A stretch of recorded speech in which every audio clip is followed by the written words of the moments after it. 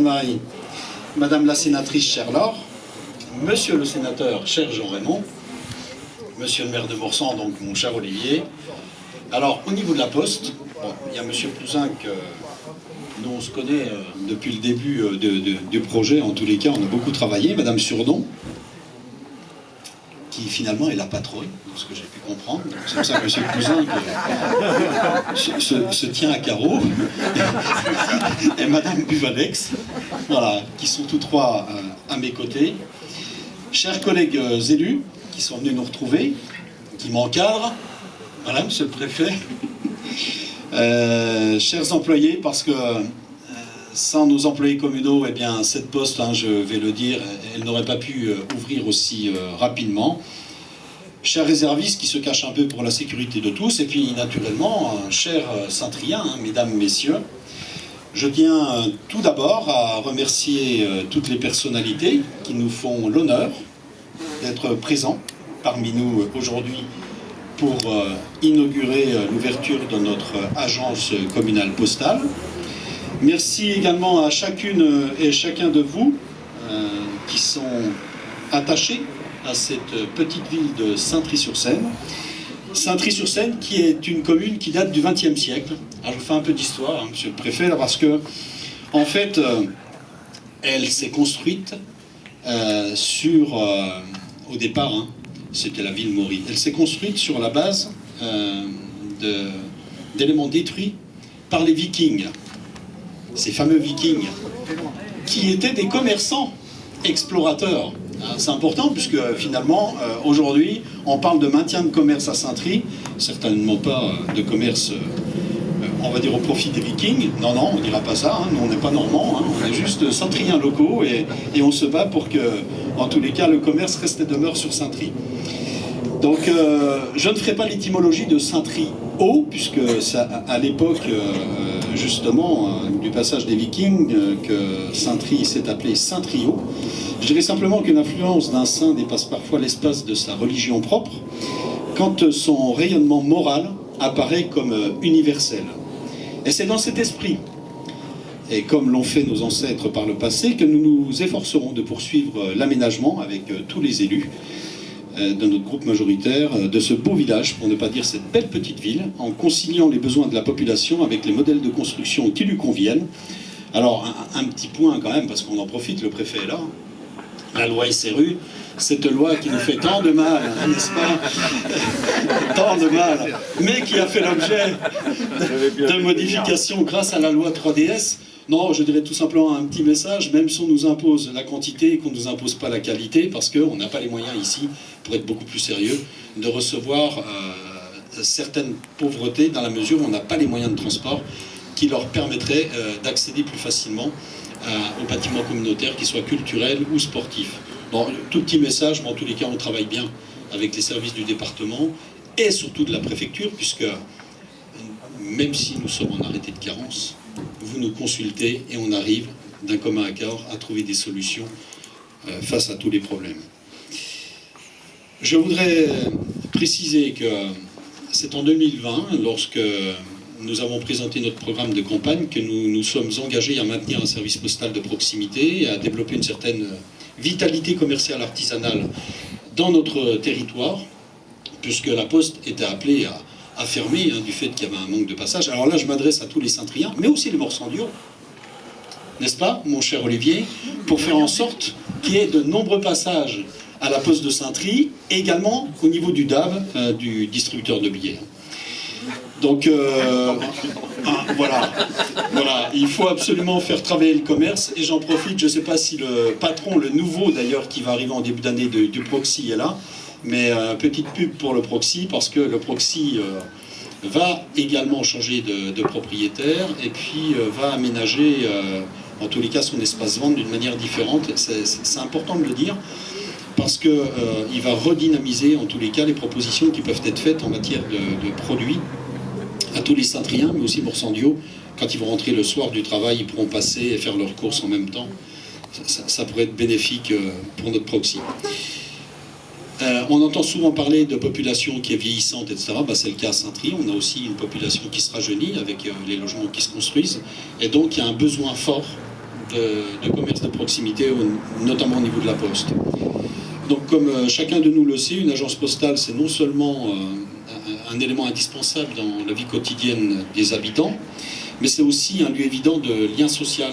Et je tiens absolument à mettre ce point en avant, puisque la réhabilitation de cette agence postale a fait qu'on a voulu augmenter la surface pour qu'il y ait plus de contacts, de relations entre les habitants lorsqu'ils viennent fréquenter l'espace.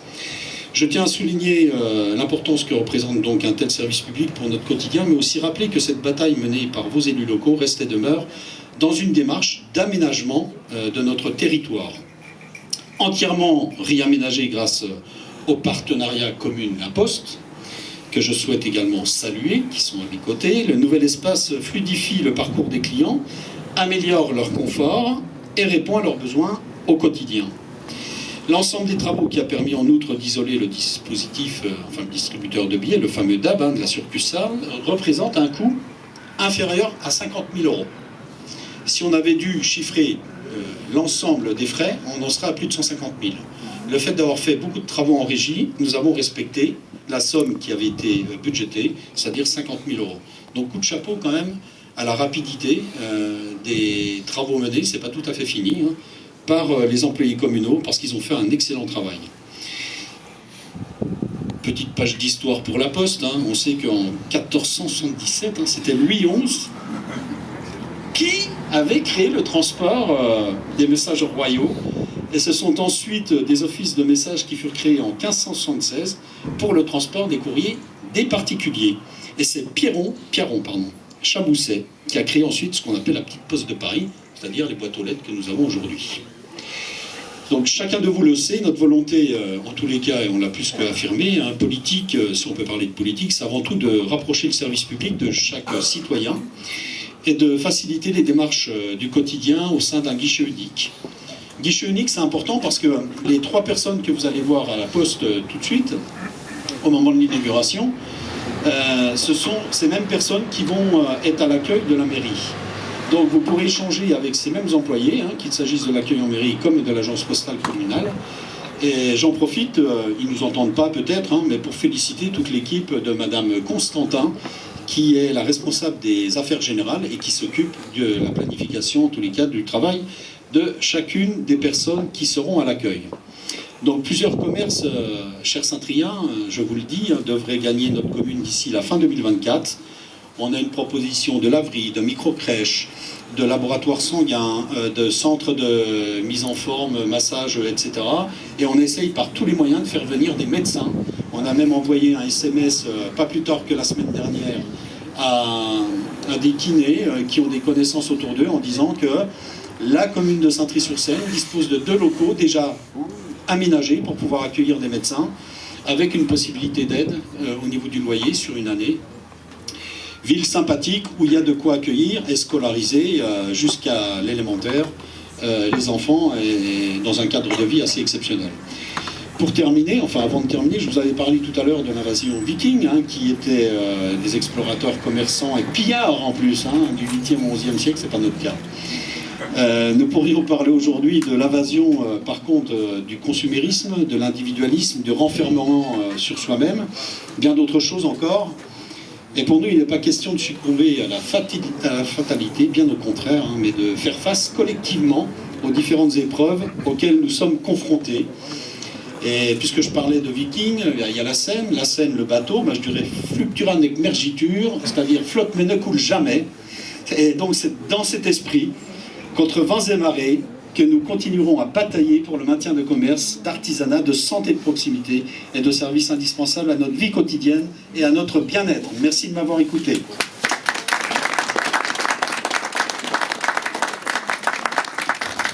Ce moment important dans la vie de la commune pour les Saint-Triens et puis donc, si j'ai bien compris également pour la commune de Morsan, hein, Olivier, tu as compris quel était le message. Je suis très heureuse de le faire.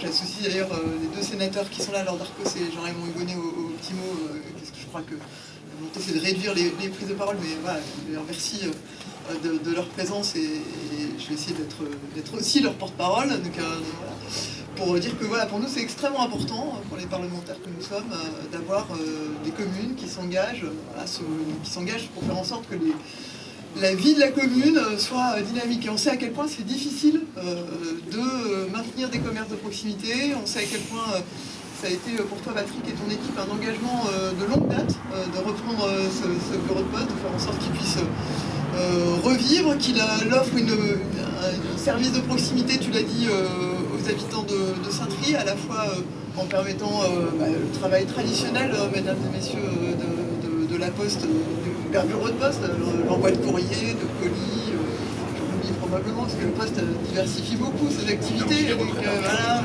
exactement, il y a aussi l'aspect bancaire qui a été évoqué également par le maire avec le distributeur automatique, mais il y a aussi d'opérations bancaires au guichet. Et puis, si j'ai bien compris, Patrick, la possibilité pour les services de la mairie aussi d'être ici, hein, c'est ça, présente.